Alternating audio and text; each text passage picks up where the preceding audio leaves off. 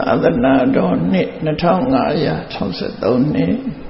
ကောဇာတက္ကရာ1380ခုနှစ်နတ်တော်လဆန်း9ရက်2019ခုနှစ်ဒီဇင်ဘာလ3ရက်အင်္ဂါနေ့မန္တလေးဒေသကြီးမရယမြို့နယ်တရကံတောင်ကြီးရွာမဟာနန္ဒဝံရှင်းနာလေဘောကျောင်းတိုက်ပရဝုံဓမ္မမန္တအတွင်ဆင်းခြင်းပါပြုလို့အပ်သည်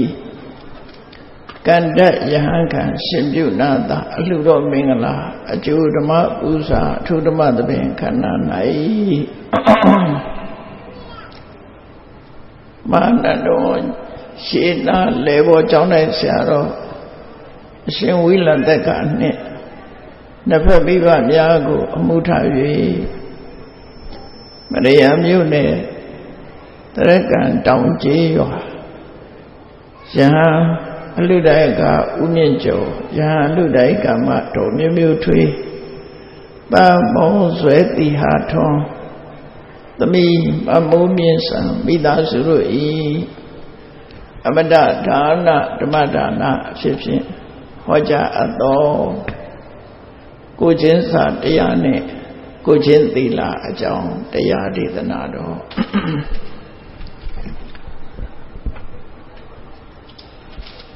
လူဘဝရောက်လာတဲ့အခါမှာမင်္ဂနဲ့လမ်းကြောင်းကိုရောက်ဖို့အတွက်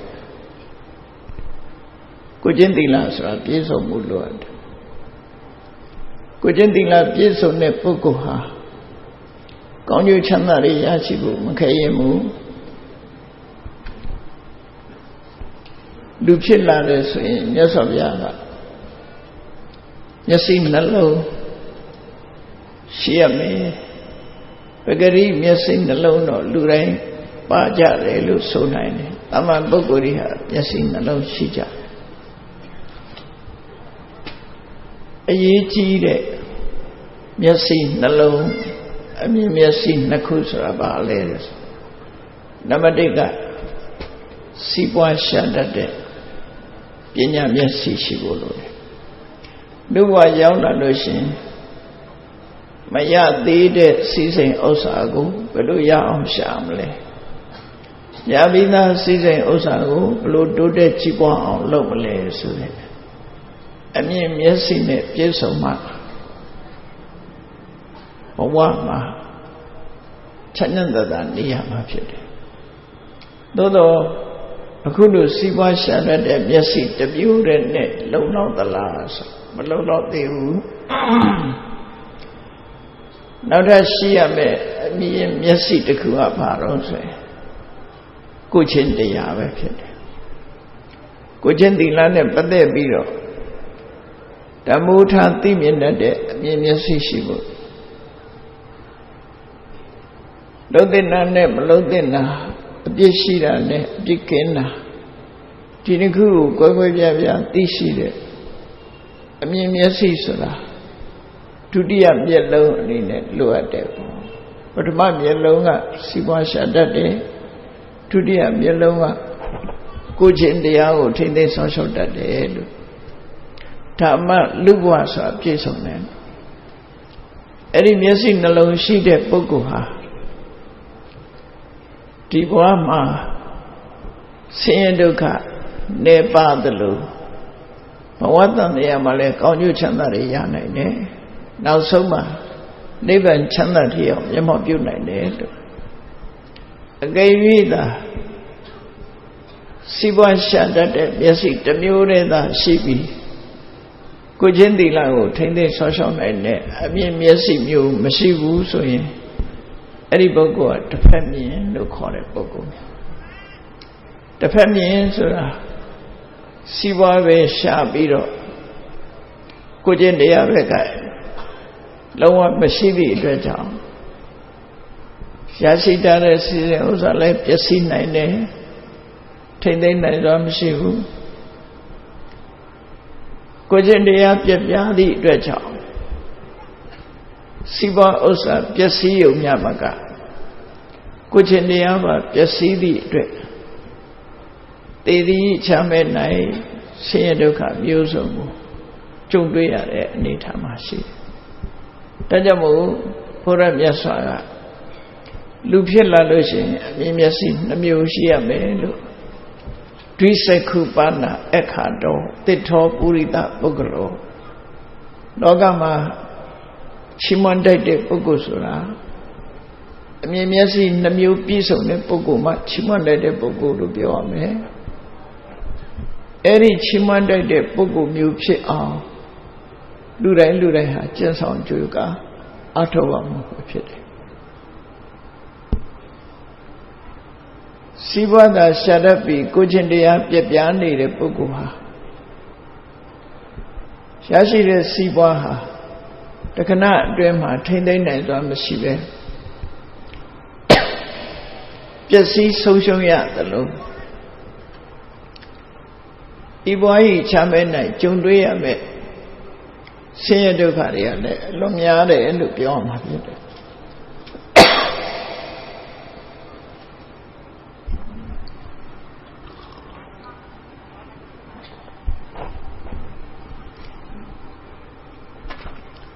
ဒီကနေ့ခေတ်မှာလူသားတွေတဲ့ကလူတွေရဲ့အခြေအနေအရကိုယ်ပတ်ဝန်းကျင်မှာရှိတဲ့ပုဂ္ဂိုလ်တွေရဲ့အခြေအနေအရသို့မဟုတ်ကိုယ်တိုင်အခြေအနေကိုသိရှိနားလည်ဖို့ရသော်ပြရဲ့အဆုံးအမစကားကိုမသားကြရမှာဖြစ်တယ်စီးပွားရေးသာရှာတတ်တဲ့ပုဂ္ဂိုလ်တယောက်ကိုချင်းတရားမပါပဲနဲ့ကိုချင်းတရားအမြင်မျက်စိမရှိပဲစီးပွားရေးတစ်မျိုးတည်းသာရှာတဲ့ပုဂ္ဂိုလ်ဟာဘာဖြစ်လဲစီးပွားရလင်ပြီးရောကိုချင်းတရားဘလို့နေဆိုပြီး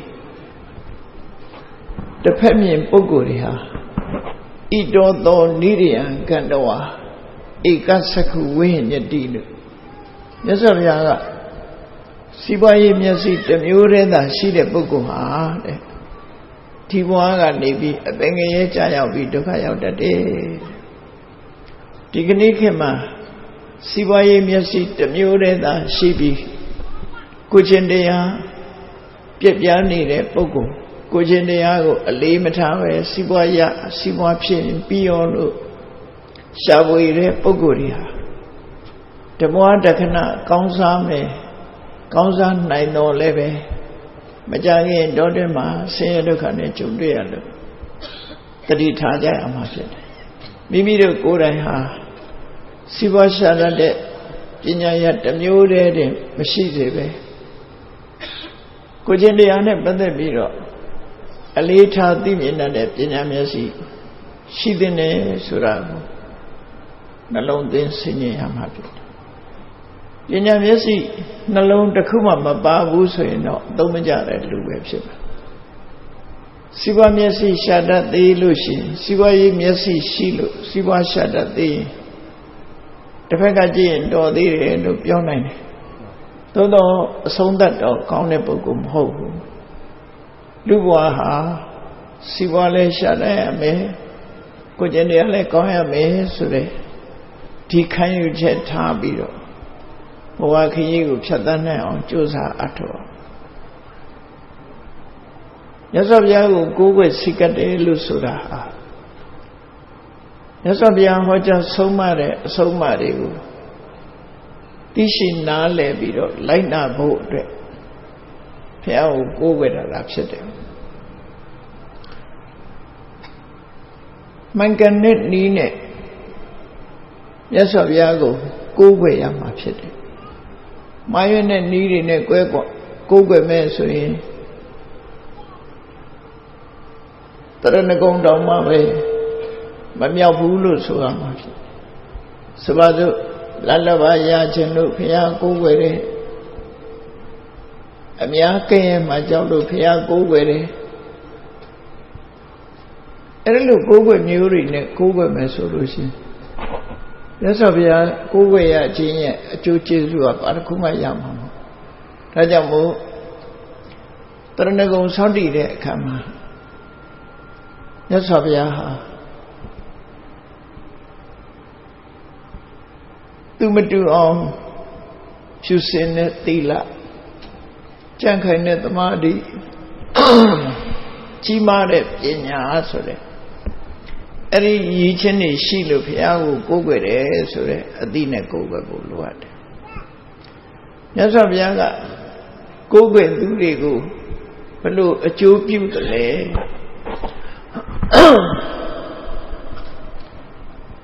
ဘယ်လိုနည်းနဲ့ဘုရားကလူတွေကိုကောင်းကျိုးချမ်းသာရစေတယ်လဲဆိုဘုရားကမားတယ်ဆိုဒီမှာတကိုးတော်နဲ့မဆတာမဟုတ်ဘူးဘယ်လိုနည်းနဲ့မဆတော့ဆိုရင်ဟိတေပဝတ္တနေနာအာဟိတသနိဝတ္တနေနာ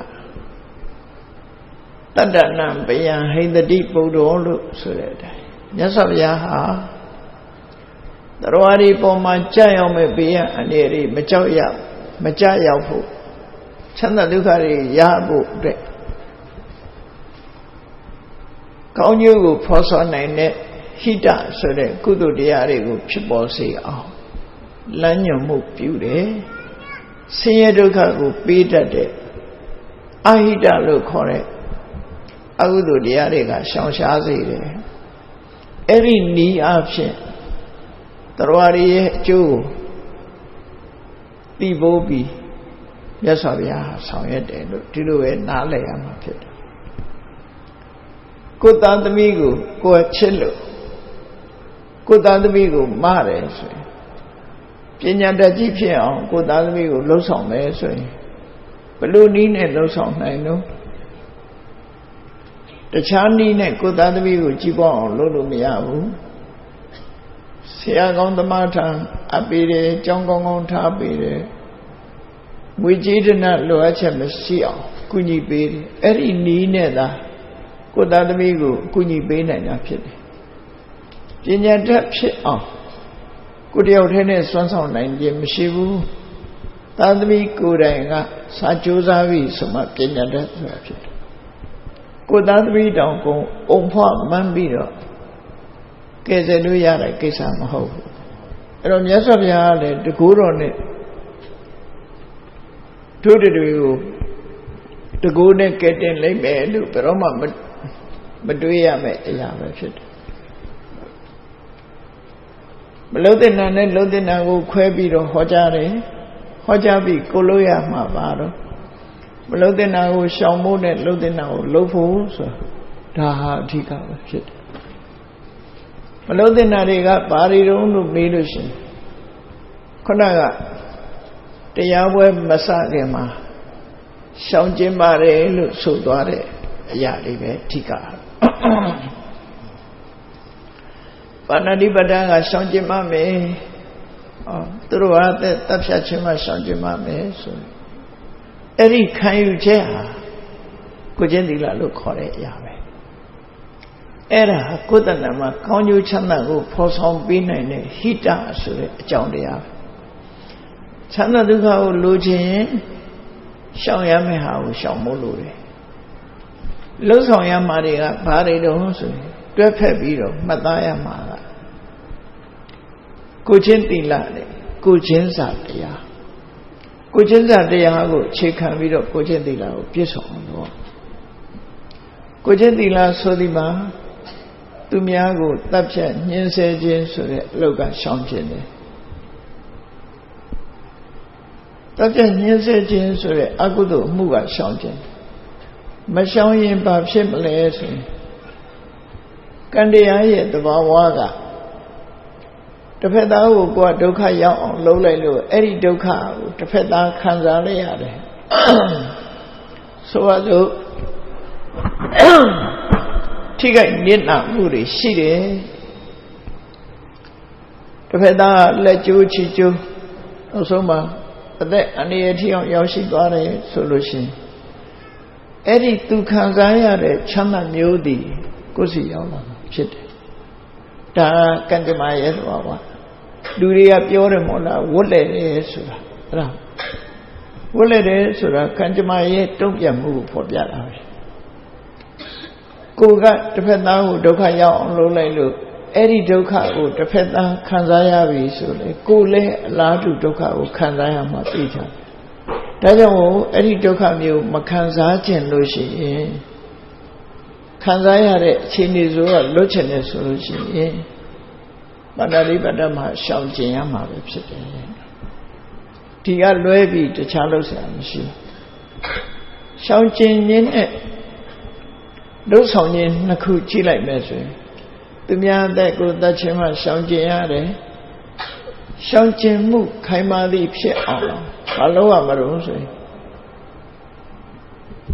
အကျဉ်းနဲ့မေတ္တာထားဖို့လိုတယ်အကျဉ်းနဲ့မေတ္တာထားတယ်ဆိုတာကိုယ်ချင်းစာတရားနဲ့ထားတော့ကိုယ်ချင်းစာတရားဆိုတာမေတ္တာမှအရေးကြီးတယ်ပေါ့နော်ကိုယ်ချင်းစာဆိုတာသာနာစိတ်ဆိုတာကိုယ့်ရဲ့စိတ်ခံစားချက်မျိုးကိုယ့်ရဲ့စိတ်ခံစားချက်မျိုးသူတို့ဘာပေါ်မှာသာနာထောက်ထားတယ်သူဥပမာပဲပါဏာတိပါဒအမှုသူများကိုညှင်းဆဲတပ်ဖြတ်မယ်လို့ကြံစည်မေးလာလို့ရှင်စဉ်းစားငါကိုတပ်ဖြတ်မယ်ညှင်းဆဲမယ်ဆိုရင်ငါဘယ်လိုနေမလဲကိုကိုစဉ်းစားလိုက်လို့ရှင်သရဝါလေးတစ်ကောင်ကိုမညာမတာမရဲဆက်ဆက်ကိုကလုံးမိတယ်လှုပ်ချင်တဲ့စိတ်ပေါ်လာပြီဆိုလို့ရှိရင်အေးငါကသရဝါအနေနဲ့နေမဲ့ငါကိုခုလို့လာရောက်နှိမ့်ဆက်ညှင်းဆဲမဲ့ဆိုရင်ဘယ်လိုနေမလဲလို့ကိုယ့်ရဲ့ခံစားချက်နဲ့တစ်ဖက်သားရဲ့ခံစားချက်ကိုနှိုင်းယှဉ်တာကိုယ်ချင်းစာတရားလို့ခေါ်တယ်အရာရာမှာကိုယ်ချင်းစာတရားထားကိုမကြိုက်တဲ့အလုပ်ဒီသူတော်ဘာလည်းမကြိုက်တဲ့အလုပ်ပဲဖြစ်တယ်ကိုကြောက်တဲ့အရာဒီသူတော်ဘာလည်းကြောက်တဲ့အရာပဲဖြစ်တယ်ဒါကြောင့်မို့လူတိုင်းဟာဒုက္ခရောက်မှကြောက်ကြတယ်သိခြင်းတရားကိုလည်းကြောက်ကြတယ်အဲ့လိုကြောက်တဲ့အရာတိုင်းလူတိုင်းဟာကြောက်ကြသလိုငါလည်းပဲဒါမျိုးဖြစ်မယ်ဆိုရင်ကြောက်တယ်အဲ့တော့ကိုကြောက်တဲ့အရာကိုဘာဖြစ်လို့သူများကိုလောရမှာလဲဆိုတဲ့ကိုချင်းစာတရားနဲ့ပါဏာတိပါဒရှောင်နိုင်အောင်ကြိုးစားရမယ်ဒီလိုဆိုလို့တယ်နော်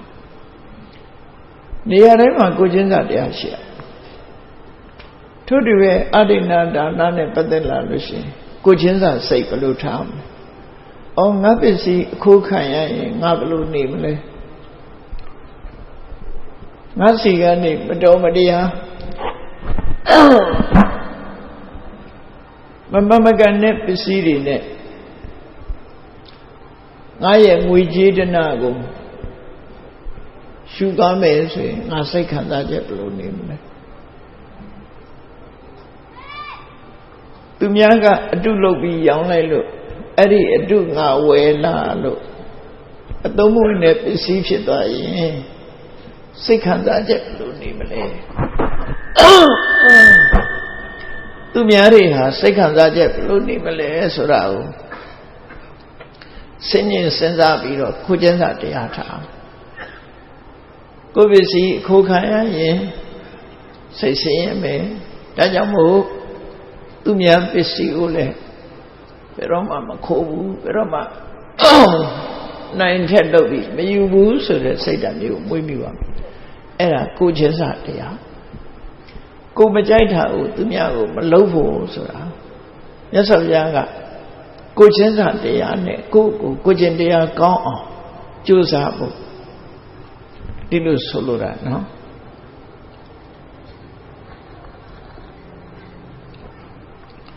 ကာမိတုမိစ္ဆာစာရဆိုတာကာမိတုမိစ္ဆာစာရဆိုတာကြည့်လိုက်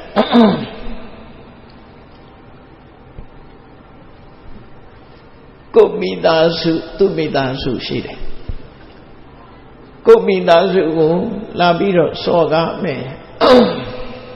ဂုဏ်သိက္ခာညှိုးနှောင်းလုပ်မယ်ဆိုရင်ကိုဘယ်လိုခံစားရမလဲကိုခံစားရတယ်လို့ ကိုယ်တိုင်ကသူများမိသားစုကိုစော်ကားမယ်ဂုဏ်သိက္ခာညှိုးနှောင်းအောင်လုပ်မယ်ဆိုရင်သူတို့လည်းခံစားရမှာပဲအဲ့လိုကိုမကြိုက်တဲ့အလုပ်မျိုးကိုသူတို့ဘာကိုမဖြစ်စေဖို့အတွက်ကိုချင်းစာတရားနဲ့ကိုချင်းစာတရားနဲ့ကာမိတုမိစ္ဆာစာရာရှောင်ကျင်ရမှာဖြစ်တယ်လူရဲ့ဂုဏ်သိက္ခာဆိုတာရိုးသားမှုကိုချင်းတရားမပြတ်ပြားမှုပေါ်မှာမူတည်တာဖြစ်လို့ဂုဏ်သိက္ခာညှိုးနှွမ်းသောအောင်သူမိသားစုကိုမိသားစုဂုဏ်သိက္ခာညှိုးနှွမ်းအောင်ပြုလို့ချင်းမှရှောင်ကျင်တယ်ဆိုတာသူလည်းဂုဏ်သိက္ခာမထိခိုက်ကိုလည်းဂုဏ်သိက္ခာမထိခိုက်ဂုဏ်သိက္ခာညှိုးနှွမ်းเสียအကြောင်းကိုသူများကကိုယ်လုံးလဲကိုမကြိုက်ကိုကသူများလုံးရင်လည်းပဲကိုမကြိုက်တယ်လို့သူလည်းကြိုက်မှာမဟုတ်ဘူးဆိုတဲ့နိုင်ရှင်သုံးသက်ဆင်ញင်ပြီးတော့ကာမိတုမိစ္ဆာစရာကရှောင်နေဆိုတာကိုချင်းစာတရားအခြေခံပြီးတော့ဒီလိုရှောင်အောင်မှာဖြစ်တယ်ထို့တူပဲမုဒ္ဒဝါဒဆိုတာအရက်ထဲမှာတမန်လိမ့်လီမှုမျိုးတွေတဲ့ပို့အရေးပါတဲ့လိမ့်လီမှုအရေးကြီးတဲ့လိမ့်လီမှုတွေကဘာလို့ဆိုရင်လူတစ်ဖက်သားဒုက္ခရောက်သွားအောင်တရားယုံတက်ပြီးတော့မမှန်မကန်တက်တည်ထွက်ဆိုတဲ့မုဒ္ဒဝါဒသို့မဟုတ်ပစ္စည်းရေးနဲ့ပတ်သက်လာတဲ့အခါမှာတစ်ဖက်သားဆုံးရှုံးနစ်နာသွားစေတဲ့မတရားတက်တည်လိုက်မှုမမှန်မကန်တက်တည်လိုက်မှုဥပမာပစ္စည်းတစ်ခုပိုင်ဆိုင်မှုအငြင်းပွားနေတဲ့အခါမှာကိုသိထားတာကဘယ်သူပိုင်နေဆိုတာသိထားတယ်သို့တော်လည်းမမှန်မကန်ပိုင်တဲ့လူကိုကပိုင်နေလို့ဆိုပြီးတော့လိမ့်မိပြီးတော့ထွက်ဆုံမယ်ဆိုရင်ဟိုတစ်ဖက်သားဟာပစ္စည်းဥစ္စာဆုံးရှုံးပြီးဒုက္ခရောက်နစ်နာဆုံးရှုံးသွားကိုယ့်ရဲ့သက်သေလည်းမှုကြောင့်နစ်နာဆုံးရှုံးသွားအဲ့ဒီသူတစ်ပါးအကျိုးပျက်စီးသွားအောင်ပြောတဲ့မုဒ္ဒဝါဒမျိုးကပို့ပြီးတော့ပြစ်ကြည့်တယ်မမှန်မှန်သိရတဲ့နဲ့တစ်ဖက်သားကိုဒုက္ခရောက်သွားအောင်လိမ့်နဲ့လိမ့်ပြီးမှုမျိုးကိုယ်တစ်ခုလုံးမှာဆိုလို့ကြောက်လို့လိမ့်လိုက်တာမျိုးတို့နော်တမန်အားဖြင့်ရှိစရာအနေနဲ့ပြောလိုက်တဲ့လိမ့်နေမှုမျိုးတို့ဒါတွေကအပြစ်မရှိဘူးတော့မဟုတ်ဘူးမြတ်အလုံးအမင်းအပြစ်ရှိတာဒီလိုတော့မဟုတ်ဘူးအပြစ်ကြီးတဲ့မုဒ္ဒဝါဒကတော့ခုနမမှန်မကန်တစ်ဖက်သားအကျိုးစီးပွားထိခိုက်ပြပြတော့အောင်လိမ့်နဲ့လိမ့်လိမ့်မှုမျိုးကိုယ်ကိုလိမ့်ခံရရင်ကိုယ်စိတ်ဆင်းရဲမယ်ဒါကြောင့်သူများကိုလည်းငါမလိမ့်သေးဘူးသူများလည်းစိတ်ဆင်းရဲမှာပဲအဲ့တော့သူများကိုမကြိုက်တဲ့အလုပ်ကိုဘာဖြစ်လို့သူများပေါ်လုပ်ရမှာလဲဆိုတဲ့အသိဉာဏ်နဲ့မုဒ္ဒဝါဒရှောင်ကျင်မှုလို့ဖြစ်ဘယ်အရာပဲဖြစ်ဖြစ်ကိုချင်းစာတရားထားပြီးတော့ကိုချင်းသီလလုံအောင်လုပ်ဖို့လိုတယ်ပေါ့မစင်စားပဲမနေရဘူးစဉ်းစားဆင်ခြင်ရမှာဖြစ်တယ်ကိုချင်းစာတရားနဲ့ကိုချင်းသီလကိုချင်းစာတရားကိုအခြေခံပြီးတော့ကိုချင်းသီလကိုခိုင်မာအောင်ကြိုးစားတယ်နိသူရမိတွေကကြတော့ဘလို့ကိုချင်းစာမူရစေဝါသုံးဆွဲတဲ့ပုဂ္ဂိုလ်တယောက်အယက်သေးစာတောက်စားတဲ့ပုဂ္ဂိုလ်တယောက်သူများကိုမထိခိုက်ဘူးဆိုအောင်တော့ကိုယ့်ကိုထိခိုက်တယ်ကိုယ့်ကိုဘယ်လိုထိခိုက်တယ်လဲလို့ဆိုရင်မူရနေသည့်အတွက်ကြောင့်လူဘဝရလာတဲ့အခါမှာတတ်တဲ့တတ်ထိုက်တဲ့အတတ်ပညာတွေကိုဆုံးရှုံးတယ်မတတ်တော့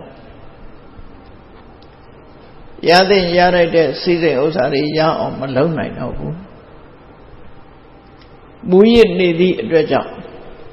အသိဉာဏ်တွေဟာဝေဝါးပြီးတော့လူလောကထဲမှာမမှန်ကန်ကန်သိနိုင်စွာမရှိတော့အဲ့တော့ကိုယ့်အတွက်အများကြီးနစ်နာတစ်ဖက်ကကြည့်မယ်ဆိုလို့ရှိရင်အယက်သေးစားတောက်စားလွန်းတဲ့ပုဂ္ဂိုလ်တယောက်ရဲ့အသေးဟာပျက်စီးသွားပြီနောက်ဆုံးကျမကြီးထိခိုက်လို့အသက်အန္တရာယ်ဖြစ်သည့်ထိအောင်ရောက်ရှိသွားနိုင်တယ်လူတိုင်းဟာအသိပညာရှိကျင်ရတယ်အတတ်ပညာတတ်ကျင်ရတယ်ချမ်းသာကြွယ်ဝကျင်ရတယ်အဲ့ဒီကောင်းကျိုးတွေမှန်သမျှဟာမူရစေဝါသို့မဟုတ်ရက်သေးစာတောက်စားခြင်းအဖြစ်မရနိုင်တော့ဘူးဆုံးရှုံးသွားတန်ဖိုးရှိတဲ့လူဘဝမှာလှုပ်တဲ့လှုပ်ထိုက်တာတွေမလှုပ်နိုင်တော့ဘူးဆိုကိုယ့်အတွက်များစွာဆင်းရဲသွားအဲ့တော့ကိုယ့်အတွက်ဆင်းရဲသွားလို့ရှိရင်ကိုယ့်မိသားစုအတွက်ကိုဟာဝန်တော့ဝန်ဖို့တယောက်ဖြစ်ပြီးတော့မိသားစုရဲ့ဂုဏ်သိက္ခာလည်းကျဆင်းတယ်ကိုယ့်ကိုအကြောင်းပြုပြီးတော့ဘယ်မိသားစုကိုယ့်မိသားစုဟာကြီးပွားတိုးတက်မှုမရဘူးအဲ့တော့တစ်ဖက်သားဟုတ်လေဒုက္ခပေးရရောက်သွားဒါတွေကိုစဉ်းကျင်သုံးသပ်ပြီးတော့မူရစ်စေဝါအယက်သေးစားတောက်စားခြင်းကနေပြီးတော့ရှောင်ရှားရမှာဖြစ်တယ်ဘယ်ရာပဲဖြစ်ဖြစ်အသိဉာဏ်နဲ့အဲ့တော့မရှောင်ဘူးဆိုရင်နောက်ဘဝတွေမှာဘာဖြစ်နိုင်လဲပါဏာတိပါဒကမရှောင်တဲ့ပုဂ္ဂိုလ်ဟာနောက်ဘဝရောက်လို့ရှိရင်အပင်ငရဲရောက်နိုင်တယ်အပင်ငရဲကလွတ်လပ်ပြန်လို့ရှိရင်လေသူဟာလူဘဝရောက်လာရင်ယောဂထူပြောတဲ့ပုဂ္ဂိုလ်ဖြစ်လာတယ်ငယ်ငယ်ရွယ်နဲ့သေတဲ့ပုဂ္ဂိုလ်ဖြစ်လာသူဟာအသက်ရှိနိုင်စွာမရှိဘူးလို့ပါဏာတိပါဒလှုပ်ထားတဲ့ပုဂ္ဂိုလ်ရဲ့အကျိုးဆက်တွေဟာယောဂထူပြောခြင်းအသက်တိုးခြင်းအသက်တိုးတယ်ဆိုတချို့မွေးလာပြီးဘာမှမကြောက်သေသွားတယ်အဲ့ဒီတဲ့အသက်တိုးတဲ့တရားဝါတွေရှိသေးတယ်လူသားတွေရှိသေးတယ်မိခင်ဝမ်းထဲမှာပဲမိခင်တောင်မသိလိုက်ခင်ကလလရေကြီးအဆင့်မှာသေသွားတဲ့တရားဝါတွေလူတရားဝါတွေဟာပြောင်းများစွာရှိတယ်လို့သူဆိုတယ်လူဘဝမွေးလာတော့အခါလဲလူမှန်းသူမှန်းမသိခင်သေသွားတယ်လူမှန်းသိမှန်းသိပြီးတော့လူရဲ့ဘဝချမ်းသာမခံစားရခင်သေသွားတယ်အသက်တော်ရှင်မရဲ့ယောဂဝေဒနာတွေနဲ့တပိမ့်မိန်တလိမ့်မိန်ဖြစ်ပြီးတော့နေရတယ်ဒါပါဏာတိပါဒကံရဲ့အကျိုးဆက်တွေခြေနှက်ဆရာကောင်းလားဆိုတခုမှခြေနှက်ဆရာမကောင်းဒါကြောင့်လူတွေကဆုတောင်းကြတာသက်ရှိပါစေကျမ်းမာပါစေဆုတောင်းဆုတောင်းမနေနဲ့မရဘူးဆုတောင်းလို့ဆုတောင်းရုံတက်တက်နဲ့ပါတခုမှမရနိုင်ဘူးမြတ်စွာဘုရားကိုယ်တိုင်ကလည်းဟောထားတယ်ဆုတောင်းရုံတက်တက်နဲ့ဘာတခုမှရမှာမဟုတ်ဘူးတဲ့အသက်ရှိခြင်းအကြောင်းကိုလိုက်နာကျင့်သုံးရမယ်လို့သူဆိုတယ်နော်ဒါကြောင့်မို့အသက်ရှိခြင်းအသက်ရှိကြောင်းအလုပ်ကိုလုပ်အသက်ရှိကြောင်းကုသိုလ်ကောင်းမှုပါဏာတိပါဒကရှောင်ကျဉ်ခြင်းအသက်ရှိစေတတ်တဲ့ကုသိုလ်ကောင်းမှုတွေကိုလုပ်ခြင်းကိုချင်းသီလထိန်းသိမ်းဆောက်ရှောက်ခြင်းဆိုတာတွေအသက်ရှိစေနိုင်တယ်လူဘဝမှာအများကဆုတောင်းဆုယူပြုရတယ်အသက်ရှိတဲ့ပုဂ္ဂိုလ်တွေဒါမို့ပေါ်ပေါ်မိပါတွေအသက်ရှိတယ်ဆိုလို့ရှိရင်လူတွေပြောကြတယ်သီလကောင်းလိုက်တာဒါကြောင့်မို့အသက်ရှိတယ်ကိုချင်းသီလကောင်းတယ်ဆိုတာတခြားသီလပြောတာမဟုတ်ဘူးပါဏာတိပါဒကရှောင်းတဲ့ပုဂ္ဂိုလ်တွေဟာအသက်ရှိတဲ့ပုဂ္ဂိုလ်တွေဖြစ်တယ်လို့ထို့တူပဲလူဘဝဟာအသက်ရှိုံနဲ့မပြီးသေးဘူးပစ္စည်းဥစ္စာပြည့်စုံတဲ့ပုဂ္ဂိုလ်ဖြစ်ဖို့လိုသေးတယ်အဲ့တော့အာရိဏဒါနကိုကျူးလွန်ခဲ့တဲ့ပုဂ္ဂိုလ်ဟာပစ္စည်းဥစ္စာပြည့်စုံမှုခဲနေကိုရှာထားတဲ့ပစ္စည်းဟာတော့ကြမီးတဲ့ပါသွားလိုက်တော့ကြရေတဲ့ပါသွားလိုက်ရှာထားတဲ့ပစ္စည်းတွေဟာတခိုးတည်းများလူနှိမ့်ဆက်တာခံလိုက်ရမင်းဆိုရာဇာတွေသိမ့်သွားလို့ပြီးလိုက်ရအိမ်မှာရှိတဲ့သားစုသမီးစုတွေကသုံးလို့ဖြုံးလို့ကုန်သွားလိုက်ရတယ် အာရိဏဒနာကံကျွလွန်ခဲ့တဲ့ပုဂ္ဂိုလ်ရဲ့ပိုင်ဆိုင်တဲ့ပစ္စည်းဥစ္စာတွေဟာခိုင်မြဲခြင်းမရှိဘူးဒီလိုဒုက္ခရောက်တယ်အာရိဏဒနာကံမကျွလွန်ဘူးဒါနကောင်းမှုတွေပြုခဲ့တယ်သူများပစ္စည်းကိုမတရားမယူဘူးဆိုတော့ကိုကျင့်သီလပြည့်စုံတဲ့ပုဂ္ဂိုလ်ကြောင့်ကိုရှာလို့ရထားတဲ့ပစ္စည်းဥစ္စာတွေထာဝရပစ္စည်းဖြစ်လာတယ်ရေမီမင်းခိုးသူမချစ်မနစ်တော့ငွေကသားဆိုသမီးဆိုတဲ့ရန်သူမျိုးတွေကြောင့်ကိုရှာထားတဲ့ပစ္စည်းဟာဘယ်တော့မှပျောက်ပြက်သွားတာမရှိဘူးခိုင်မြဲတယ်ဆိုတဲ့အကျိုးအရာဒီအကျိုးလူတိုင်းလိုချင်တာပဲလေထို့တူပဲကာမေတုမိစ္ဆာစာရာကိုကျွလွန်နေဆိုရင်ဖြစ်လျက်ဘဝမှာဒီအကုသိုလ်ကံကြောင့်အပင်ငယ်ကြတယ်အပင်ငယ်ကလွတ်လပ်လို့ရှင်လေပြီးပြီးသားသားလူစင်မိတဲ့ပုဂ္ဂိုလ်မဖြစ်လာဘူးအဲ့ဒါမျိုးတွေဖြစ်လာတတ်တယ်နောက်ဆုံးမှာဒီကာမေတုမိစ္ဆာစာရကျွလွန်တဲ့ပုဂ္ဂိုလ်တွေဟာအပေါ်ဆုံးအပြစ်အနေနဲ့ပြောမှဆိုရင်လူမုန်းခံရတယ်ဒီပြမပြောနဲ့ရုပ်ရှင်ထဲမှာတယုံဆောင်ရင်တောင်မှပဲအဲ့ဒီပုဂ္ဂိုလ်ကလူချတယ်မသွားရဲတော့နော်လို့ဆိုရုပ်ရှင်ထဲမှာပဲသူတို့ကတာမယနဲ့ပြစ်မှားတဲ့ပုဂ္ဂိုလ်တွေတယုံဆောင်ရတဲ့ပုဂ္ဂိုလ်တွေဟာလူကြတဲ့တော့မဝင်ဝန်းတော့တဲ့အနေအထားမျိုးလူတကာဆက်ဆုပ်ရွံရှာတဲ့ပုဂ္ဂိုလ်မျိုးဖြစ်သွားတတ်တယ်ဘဝတန်မြာမှာလဲသူဟာဂုဏ်သိက္ခာကင်းမဲ့တဲ့လူဖြစ်ပြီးလူပုံများတဲ့ပုဂ္ဂိုလ်ဖြစ်လူဘဝရလာပြီဆိုရင်အရာထဲမှာလူချစ်လူကင်းပေါ်များတဲ့ပုဂ္ဂိုလ်ဖြစ်ခြင်းကာမေတုမိစ္ဆာစာရရှောင်းမယ်လူပီပီတတ်တဖြစ်ခြင်းလို့ရှိရင်ကာမေတုမိစ္ဆာစာရရှောင်းမယ်ဒီလိုဆိုအဲ့တော့အကျိုးတရားတွေနဲ့ကြည့်မယ်ဆိုလို့ရှိရင်လူတွေလိုချင်တဲ့အကျိုးတရားဟာဒီကိုကျင့်သီလတွေကပဲပေးစွမ်းနိုင်တယ်ဆိုတာတတိထားမုဒ္ဒဝါဒမရှောင်ဘူးဆိုတဲ့ပုဂ္ဂိုလ်တွေဟာမုဒ္ဒဝါဒကြောင့်မကောင်းမှုကောင်းဥဒ္ဒရိလုပ်တယ်မြတ်စွာဘုရားဟောထားတာရှိတယ်ဧကံဓမ္မအတိတတ္တမုဒ္ဒဝါဒိတ္တသန္တုနောဝိတိဏပရလောကတနတ္ထိပပံအကာရိယံသစ္စာဆိုတဲ့အမှန်တရားတစ်ခုကို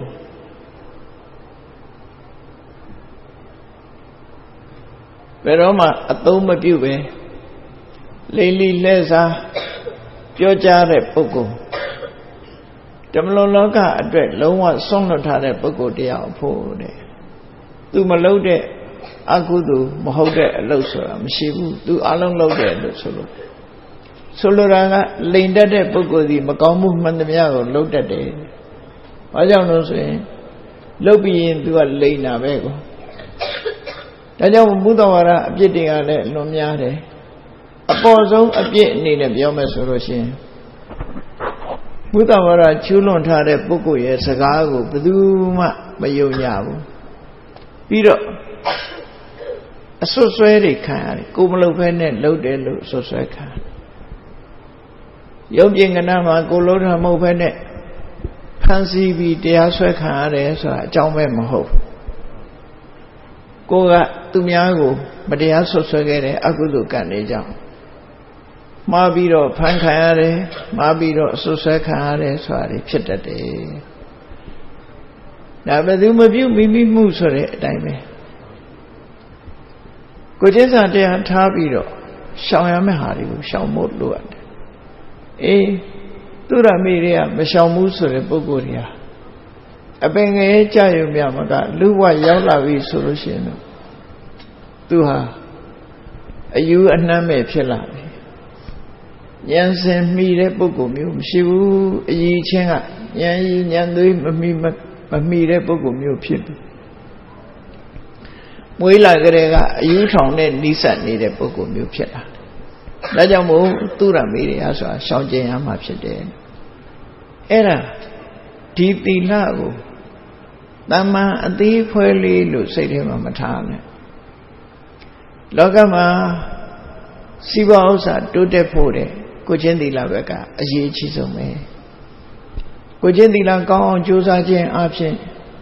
ကိုဘဝမှာဒီဘဝမှာလည်းကောင်းကျိုးချမ်းသာတွေရနိုင်တယ်နောက်ဘဝမှာလည်းကောင်းကျိုးချမ်းသာတွေရကိုချင်းသီလပြည့်ခြင်းကြောင့်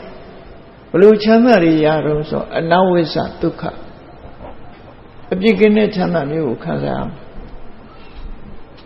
မကောင်းတာမလုံးသည့်အတွက်ကြောင့်မဟုတ်တာမလုံးသည့်အတွက်ကြောင့်သူဟာအပြစ်ကင်းနေအဲ့ဒီအပြစ်ကင်းတဲ့ချမ်းသာကိုကိုချင်းသီလပေးနိုင်တာပဲဖြစ်တယ်အပြစ်ရှိတဲ့လူတယောက်ဟာအိတ်ကောင်းခြင်းမရစားကောင်းခြင်းမစားရဆိုတော့တုံနွေးနေနဲ့သူဟာအပြစ်ကိုတွေးပြီးတော့စိတ်တော့ကရောက်နေတဲ့ပုဂ္ဂိုလ်မျိုးဖြစ်နေတယ်ကိုချင်းသီလကိုလုံလုံချုံချုံထိန်းသိမ်းတဲ့ပုဂ္ဂိုလ်ဟာဘယ်ခါပဲဖြစ်ဖြစ်ကိုယ့်ဘဝကိုကျင့်တတ်ပြီးတော့နှစ်ချိုက်ချမ်းသာဒုက္ခကိုခံစားရနိုင်တယ်ပြစ်ကင်းတဲ့ချမ်းသာဒုက္ခရဖို့အတွက်ကိုချင်းသီလကိုလုံခြုံအောင်ထိန်းသိမ်းဆော့ဆော့တခြားချမ်းသာဒုက္ခတွေနဲ့ရှင်ကြည့်လိုက်လောကလူတွေရရှိထားတဲ့တခြားချမ်းသာတွေရှိသေးတယ်ဘာတွေတုံးဆိုအဋ္ဌိဒုက္ခကိုယ်မှာပစ္စည်းဥစ္စာရှိတယ်အိမ်ရှိတယ်ဆွေမျိုးတွေရှိတယ်တိုက်ရှိတယ်ကားရှိတယ်စသဖြင့်ပေါ့ကိုယ်မှာသူများတန်းတူအဲ့ဒီလိုပစ္စည်းဥစ္စာအသုံးဆောင်တွေရှိတယ်ဆိုတာရှိတာကိုအကြောင်းပြုပြီးတော့လူတွေဟာချမ်းသာဒုက္ခမရဘူးလားဆိုရအဲ့ဒါကရှိဒုက္ခလို့ခေါ်တယ်အဋ္ဌိဒုက္ခရှိခြင်းကြောင့်ဖြစ်တဲ့စိတ်ထဲမှာချမ်းသာငါပတ်စံရှိတယ်ငါမှာကားရှိတယ်ငါမှာအိမ်ရှိတယ်စသဖြင့်ရှိတာကိုအကြောင်းပြုပြီးတော့ချမ်းသာဒုက္ခရတယ်နောက်တစ်ခုကဘာလို့ဆိုရင်ကိုရှိတဲ့ပစ္စည်းကိုအသုံးချရတဲ့အခါမှာအသုံးပြုရတဲ့အခါမှာရရှိလာတဲ့ချမ်းသာဒုက္ခကိုဘောဂဒုက္ခလို့ခေါ်သုံးဆွဲခြင်းကြောင့်ဖြစ်ပေါ်လာတဲ့ချမ်းသာဒုက္ခကားရှိလို့ကားနဲ့သွားတယ်နော်အဆန်ရှိလို့သုံးနိုင်တယ်ဝယ်နိုင်တယ်အသုံးပြုနိုင်တယ်အဲ့ဒီအသုံးပြုခြင်းကြောင့်ရတဲ့ချမ်းသာဒုက္ခကိုဘောဂဒုက္ခလို့ခေါ်တယ်နောက်ဒုက္ခတစ်မျိုးကတော့အာနနယဒုက္ခအပြစ်ကင်းဒီကျွေးကင်းတဲ့ချမ်းသာဒုက္ခလောကလူတွေဟာကျွေးပေးเสียရှိနေကိုယ်မှာပတ်စံမလောက်ပဲရှိသူများကျွေးတွေတင်းနေရင်သူများမျက်နှာကြည့်ပြီးတော့သူများကျွေးတွေဆက်ရအောင်မယ်ဆိုစိတ်ချမ်းသာမှုမရနိုင်ရအကယ်၍မျက်တစ်ပြောင်တိုက်ပြီးသူများကျွေးတွေမဆက်လို့ရှိရင်လေနောက်ဘဝဟာဘလို့မှကောင်းစားလာမှာမဟုတ်နော်သူများကျွေးဆိုတာအမှန်တမ်းကြောက်စရာကောင်းတယ်ငယ်တုန်းကကြုံမှုတဲ့အဖြစ်ပြက်ကလေးတခုပြောရမယ်ဆိုရင်ရွာတရွာမှာညီကို2ယောက်ရှိတယ်အကိုလုံးတဲ့ပုဂ္ဂိုလ်ကညီထံကနေပတ်စံလေးခဏချီအများကြီးမဟုတ်ဘူးအဲ့ဒီခေတ်ကအနည်းငယ်လေးပဲခဏချီပြီးတော့အတော်နဲ့ပြန်မပေးဘူးရုတ်တရက်နောက်ဆုံးမှယောဂရပြီးကျွေးမဆက်ရပဲနဲ့သေသွားတယ်သေသွားတော့အဲ့ဒီအကိုလုံးတဲ့လူကဘယ်သွားဖြစ်တော့ဆိုသူ့ညီရဲ့အိမ်သွားပြီးတော့ကျွဲဖြစ်တယ်နော်ကျွေးဆိုတာမျိုးကကျွေးရှိရင်ဆက်ရတတ်တယ်ပေါ့ယမရာဆိုရင်လည်းမှာနာမည်တော့မေနုမင်းပြည့်မင်းထံတင့်တဲ့အခါမှာဆရာတော်ဥပုပ်ကိုသွားကြတော့တယ်တဲ့နာမည်တော့မေနုဟာဒီမင်းပြည့်မင်းထံနဲ့ပြစ်ဒဏ်ပေးခြင်းကိုခံရတော့ဆရာတော်ဥပုပ်ကသူ့เจ้าအမကြီးကိုဘလို့ဆုံးမတော့ဆိုဘိနုရေကျွေးရှိရင်တော့ဆက်ရမှာပဲလို့ပဲပြောလိုက်တယ်နော်ကျွေးရှိရင်ဆက်ရတတ်တယ်ပေါ့အဲ့တော့ကျွေးဆိုတာတင်ရင်မကောင်းဘူးပေါ့ဘာပဲဖြစ်ဝကျွေးပဲဖြစ်ဖြစ်ဘာကျွေးပဲဖြစ်ဖြစ်ကျွေးရှိနေမကောင်း Eri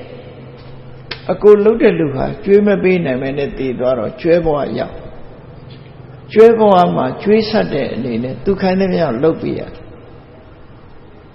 Juesure, the Rawago, Ludi Senaji,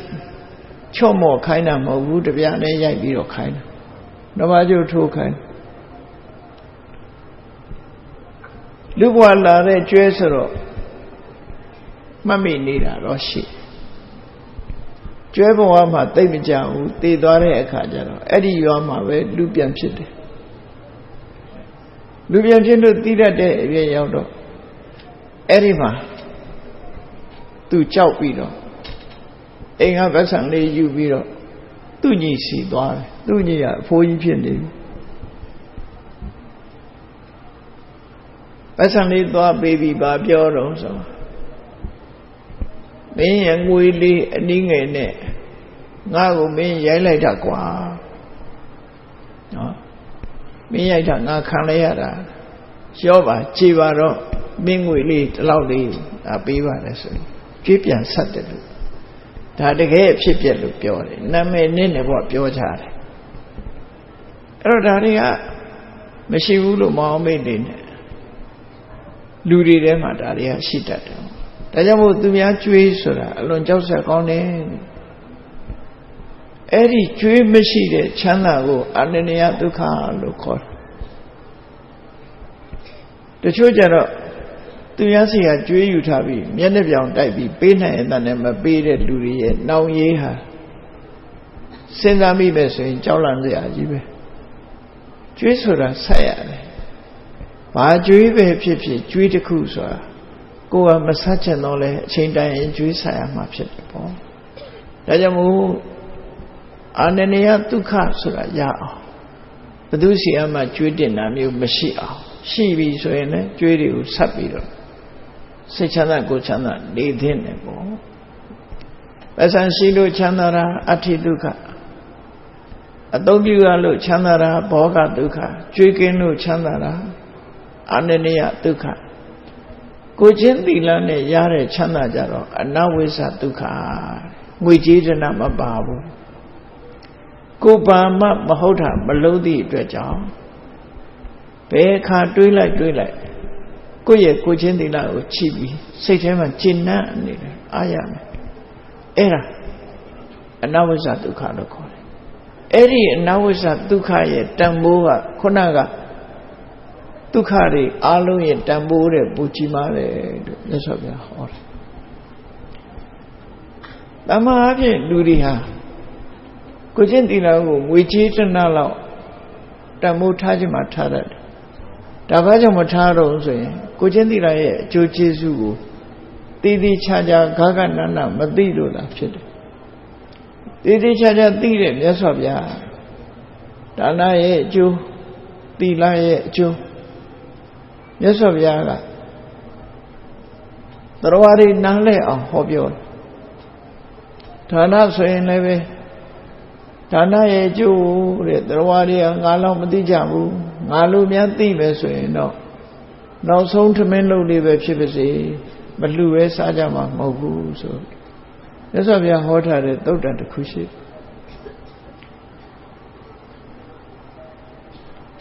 Luchin Danye, Juchizuha. Madamachi Mare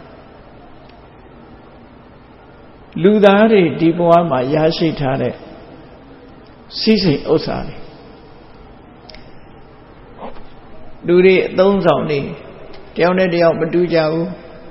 Luwa Yaula Lushi Pasan Chanare Lushire Same Wedira Lushire Ingongone Nina Lushire Ezo Echane Niare Lushire Sine Logan Samara Lucide Majamaja Domata Chanyanda Niare Buguri Shide Erelu Quepia Chana Nida Bajane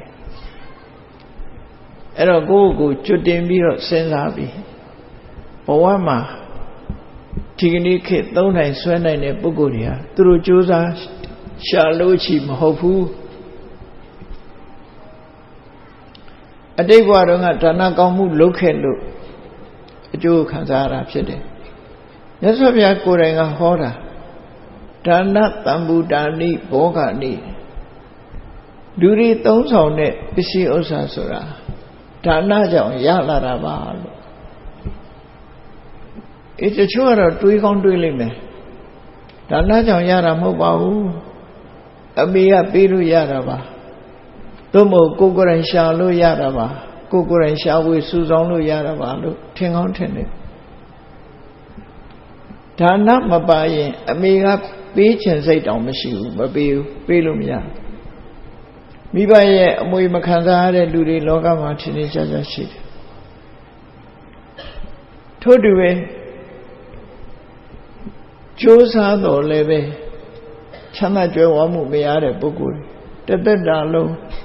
စင်စရဲနဲ့လောက်ကင်စားတော့ပြီးဆင်းရဲမွဲတေတဲ့ဘဝကမတက်တော့ပဲနဲ့တသက်လုံးပြင်းပြင်းပန်းပန်းလောက်ကင်စားတော့တဲ့ပုဂ္ဂိုလ်ရှိတယ်လှုပ်လို့ရသလားလှုပ်တိုင်းမရဘူးဆိုတာသိကြတယ်စဉ်းစားကြည့်လေဖားကန့်သွားပြီးကြောက်တူးတဲ့လူတွေမြေပြိုကျပြီးမြေကြီးအောင်ရောက်သွားတဲ့လူတွေကအများကြီးဖားကန့်ကကြောက်တရလို့ချမ်းသာတဲ့လူကအနည်းဆုံးပဲရှိတယ်အဲ့တော့ရလာတဲ့ပုဂ္ဂိုလ်ဟာအတိတ်ဘဝတော့ဌာနကောင်းမှုရှိလို့ရတယ်လို့ပဲပြောမရဘဲနဲ့သိဆုံးသွားတဲ့ပုဂ္ဂိုလ်တွေဟာကျိုးတော့ကြိုးစားပါရဲ့ကြိုးစားတဲ့အကျိုးလေးတော့ရကောင်းရနိုင်တော့ကံပေးတဲ့ပုဂ္ဂိုလ်ကြတော့အများကြီးရတာအများကြီးရဒါကြောင့်မို့ဒီအတွေးမမှားဖို့လိုအပ်တယ်တို့တွေရရှိခံစားထားတဲ့စီစဉ်ဥစ္စာတွေဟာဒါနတံမုဒ္ဒာနိဘောဂာနိလို့ဆိုရင်အတိတ်တုန်းကတို့ကုသိုလ်ကောင်းမှုတွေဒါနကောင်းမှုတွေပြုခဲ့လို့သာ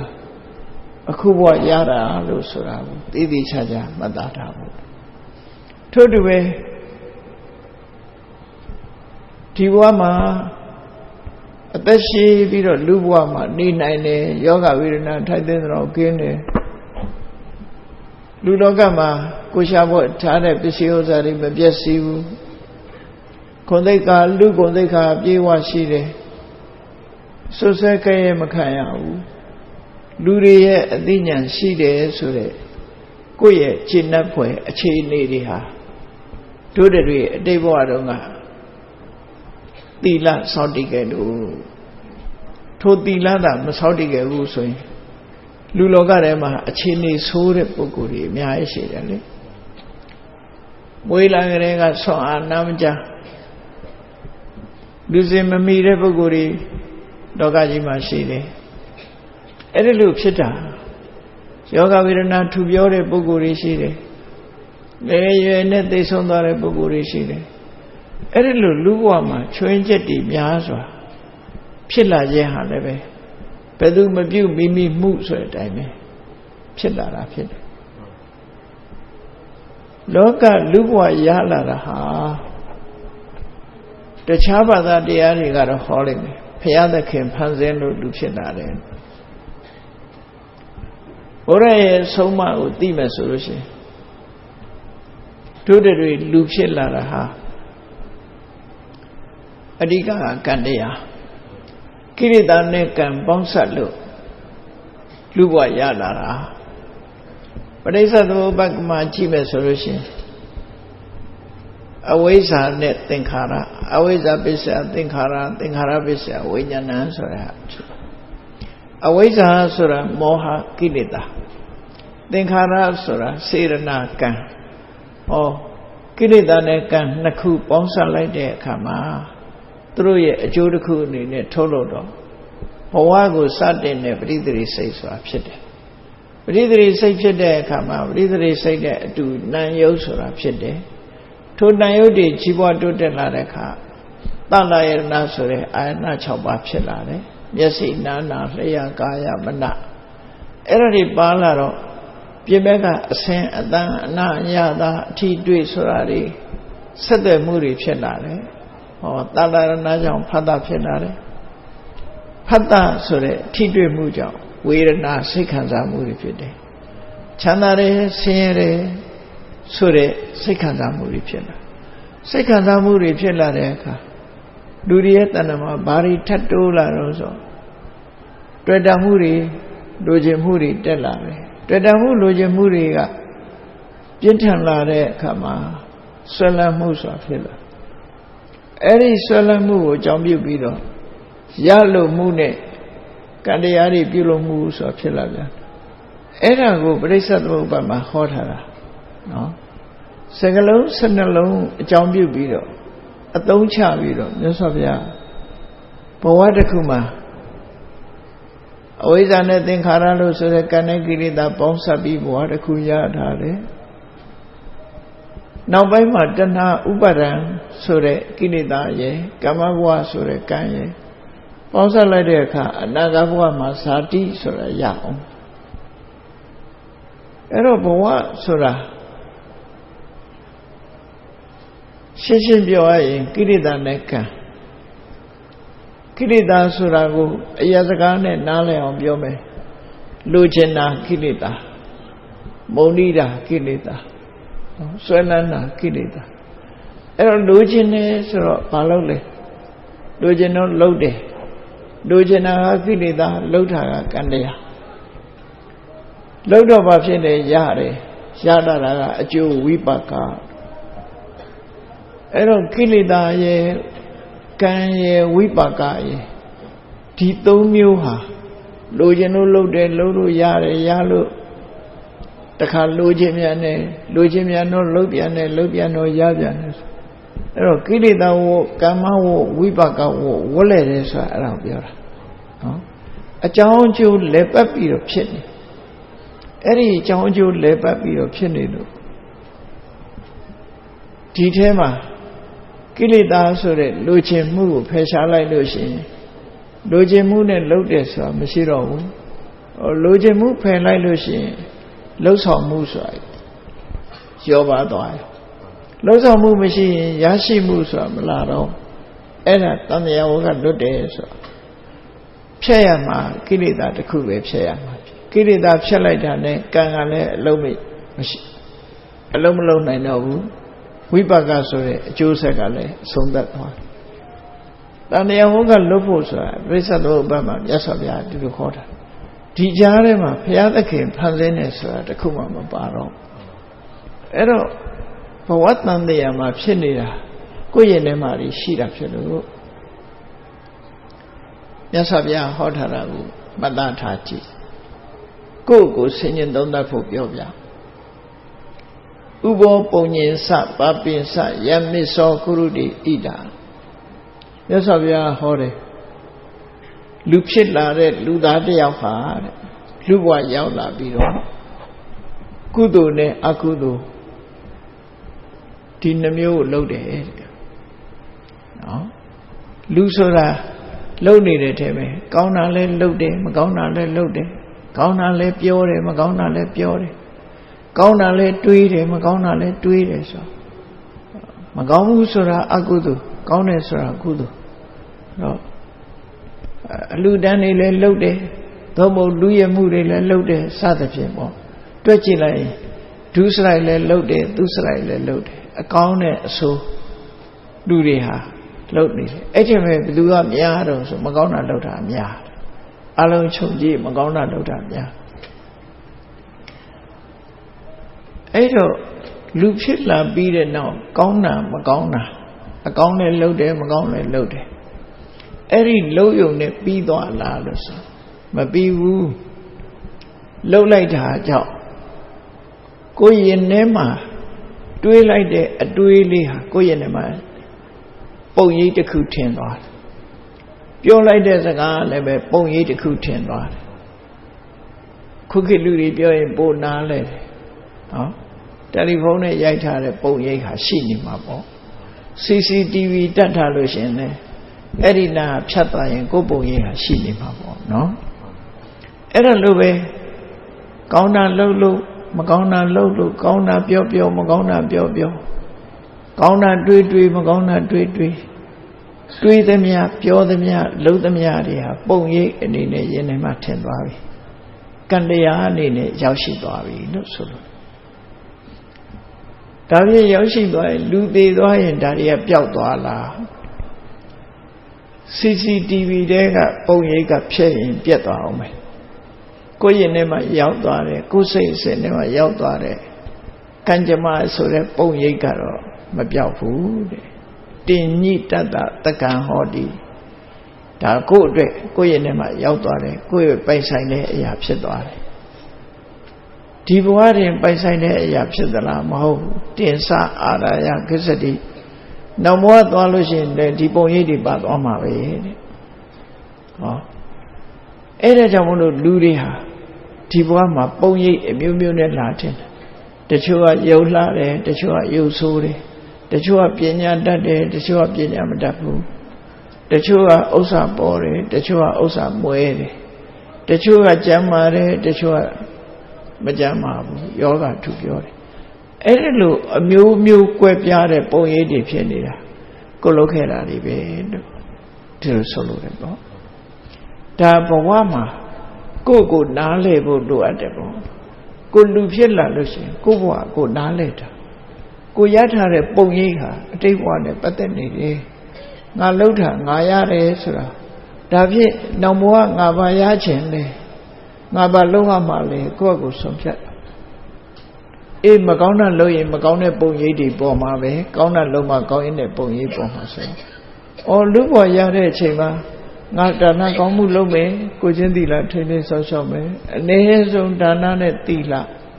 လုပ်ရမှာပဲဖြစ်တယ်ဒါနသီလလုံးမှပုံရိပ်ကောင်းဆိုတာထွက်လာမှာဖြစ်တယ်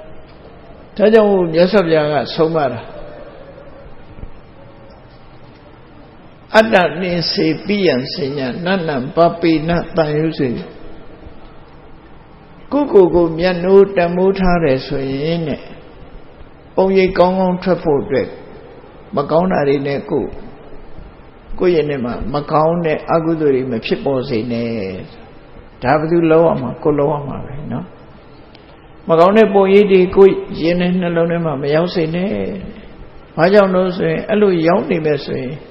နာဟိတံသုတပံဟောတိဒုက္ခဒုက္ခကာရိနာမကောင်းတာလုပ်ပြီးကောင်းကျိုးချမ်းသာဆိုတာရဖို့မလွယ်ဘူးဒါကြောင့်မလုံးနဲ့မကောင်းတာတွေကိုရှောင်ရမယ်ဒါဖြင့်ဘာလုပ်ရမလဲကောင်းတာလုပ်ရတတ္တမကရိယကလျာဏနိစ္စယံတံပရာယိကပုံညာနိပရလောကသမိပဋိဋ္ဌာဟောတိပါနေဒါကြောင့်မို့လို့ပုံရိပ်ကောင်းနေထွက်ဖို့အတွက်ကုသိုလ်ကောင်းမှုလုပ်ပါလို့အခုလို့ရဟန်းကရှင်ပြုအလှတော်မင်္ဂလာလုပ်တယ်ဆိုတဲ့ဒီကုသိုလ်ကောင်းမှုတွေဟာကိုယ့်အတွက်မှာတော့ပုံရိပ်ကောင်းနေထွက်ဖို့လှုပ်ဆောင်ခြင်းပဲဖြစ်တယ်အေးဒီလိုကုသိုလ်ကောင်းမှုလုပ်တဲ့အခါမှာလည်းပဲစနစ်တကျရှင်တဲ့နှလုံးထဲကတန့်စင်မွန်မွန်မြတ်မြတ်နဲ့လှုပ်တဲ့ဟာမျိုးဖြစ်ဖို့လိုတယ်ပေါ့ဂုဏ်လိုခြင်းလို့လှုပ်တာမျိုးလည်းမရှိသင့်ဘူးနော်တစုံတစ်ခုသောရည်ရွယ်ချက်တွေမရှိဘဲနဲ့အားလုံးပတ်ဝန်းကျင်ပုဂ္ဂိုလ်တွေကိုဖိတ်မှန်ပြီးတော့ကျွေးမွေးတယ်ဆိုရင်သူတို့အတွက်အကျိုးအတွက်တို့အလှမင်္ဂလာကျွေးမွေးတာတွေပျော်ပျော်ပါပါဝမ်းသာစွာစားသုံးနိုင်ကြပါစေဆိုမေတ္တာနဲ့လုံးဝမှာပဲဖြစ်တယ်သာသမီကိုရှင်ပြုတဲ့အခါမှာလည်းတို့သားတို့သမီးဖြစ်တဲ့အခိုက်မှာသာသနာ့ဘောင်ဝင်ပြီးတော့မြတ်စွာဘုရားဟောကြားခဲ့တဲ့ကိုချင်းသီလကိုတနေ့တည်းတဏ္ဍနဲ့ပဲဖြစ်စေจิตသုံးနိုင်ပါစေမြတ်စွာဘုရားဟောကြားတဲ့ဓမ္မအမွေတွေကိုခံယူနိုင်ပါစေအဲ့ဒါလိုရည်ရွယ်ချက်နဲ့မိမိတို့ကိုယ်တိုင်လည်းဒါနကောင်းမှုဖြစ်တယ်သာသမီသုံးဖို့ကိုရှင်ပြုတဲ့ကလေးတွေရဲ့ရင်ထဲမှာလည်းပဲကုသိုလ်တရားတွေဖြစ်ပွားပါစေဆိုတဲ့မှန်ကန်တဲ့ရည်ရွယ်ချက်နဲ့အလိုတော်မင်္ဂလာပွဲကိုဆင်နွှဲရမှာဖြစ်တယ်အဲ့ဒါမှပုံရိပ်တွေကောင်းကောင်းထွက်မှာဖြစ်တယ်မှန်ကန်တဲ့စိတ်တွေသဘောထားနဲ့လုံးမှပုံရိပ်ကောင်းကောင်းထွက်တာဖြစ်လို့ဘဝတန်တရားမှာပုံရိပ်ကောင်းထွက်မှနိဗ္ဗာန်ချမ်းသာဘက်ကိုဥလဲလို့ရမှာဖြစ်လို့သူတွေဟာမှန်ကန်တဲ့လမ်းကြောင်းအတိုင်းမြတ်စွာဘုရားဟောတဲ့အဆုံးအမအတိုင်းသူတွေလိုက်နာကျင့်သုံးရမှာကိုချင်းစာတရားထားပြီးတော့ကိုယ်တဏ္ဍာမှာရှိတဲ့ကိုချင်းသီလတွေကိုတို့တွေထိမ့်သိမ့်ဆောက်ရှောက်ရမှာလို့ အသိစိတ်ဝင်ပြီးတော့အစင်သာဝရတတိတရားထားကြမှာဖြစ်ပါတယ်တရားချစ်ခင်သူတော်စင်ပြိဿပေါင်းတို့လူဘဝရတဲ့အခိုက်လေးမှာမြတ်စွာဘုရားရဲ့အဆုံးအမတွေကိုသိရှိနားလည်ပြီးတို့လုပ်ရမယ့်အလုပ်ဟာနှစ်ခုတည်းပဲရှိတယ်။ဘာလဲမလုပ်တဲ့နာကိုရှောင်ရှားခြင်းလုပ်တဲ့နာကိုလှုပ်ဆောင်ခြင်းအကုသိုလ်ကိုရှောင်ရှားခြင်းနဲ့ကုသိုလ်တရားဖြစ်ပေါ်အောင်ကြိုးစားခြင်းဆိုတဲ့ဒီအလုံးနှစ်ခုတို့တွေလူဘဝရတဲ့အခိုက်လေးမှာအကောင်းဆုံးအကြောင်းကျိုးသိတဲ့ဘဝလေးမှာလှုပ်တဲ့လှုပ်ထိုက်တာတွေတို့တွေကြိုးစားအထောက်လုပ်ကြရမှာဖြစ်တယ်လို့ကိုယ်စီအသိဉာဏ်ထားပြီးကုသိုလ်တရားဖြစ်ပွားအောင်ကြိုးစားအထောက်နိုင်ကြပါစေကုန်သတည်း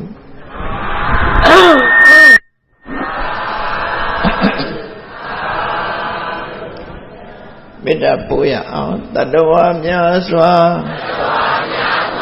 ဘေးရန်กว่าချမ်းသာကြပါစေတတ္တဝါများစွာဘေးရန်กว่าချမ်းသာကြပါစေမေတ္တာရေချမ်းသုံးငါဖြံ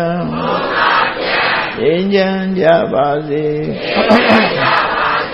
သက်ရှိချမ်းသာစိတ်ချမ်းသာလူရဆန္ဒပြည့်ပါစေသက်ရှိချမ်းသာစိတ်ချမ်းသာလူရဆန္ဒပြည့်ပါစေဖုံလန္တာဒုက္ခပင်ငယ်စာမေတ္တာပုဏ္ဏိဒုသင်္ကမမနောတရတိတဗ္ဗေတံဘဝယံတုဒုက္ခနကမေတ္တာပုဏ္ဏိဒုသင်္ကမစုပေါင်းပုအမေတ္တာတဟုရောင်မြူပဝင်းငွေလာမင်းနှင့်ရောင်ခြင်းရှဲယုံပေါင်းဆောင်ရခြင်းကြောင့်တဗ္ဗေတံကျွေးမဲ့ဥသုံးလုံးစုံများစွာတတ္တဝါတို့၏ဘနောတရတိမြင်မြန်ဖြူစင်အေးကြည်လင်းသည့်ရေစင်ပြည့်တင်းစိတ်နှလုံးတည်ဟုသောရေအိုင်ကြီးအတွင်၌ဒုက္ခပင်ကစားစင်ထောရအမြจิตာတာယာပွင့်လန်းချမ်းသာဒုက္ခအတိဟုသောကုမုဒ္ဒရာဇာဗန်တို့သည်ဖုံးလန္တဝန္တာရွှေမြူဝမုံလူလျက်ကြည်နူးဝဲကြုံဖူးပွင့်ညကုန်သည်ဖြစ်၍ဒုက္ခနကလေအောင်လေးတဲ့ရောရှက်သင်ပြန်ပိတိတိဟုသောယနန်တို့သည်ဘဝယံတုကောင်းစွာမဲ့သွေကြိုင်လိုက်၍နေကြပါစေကုန်သတည်း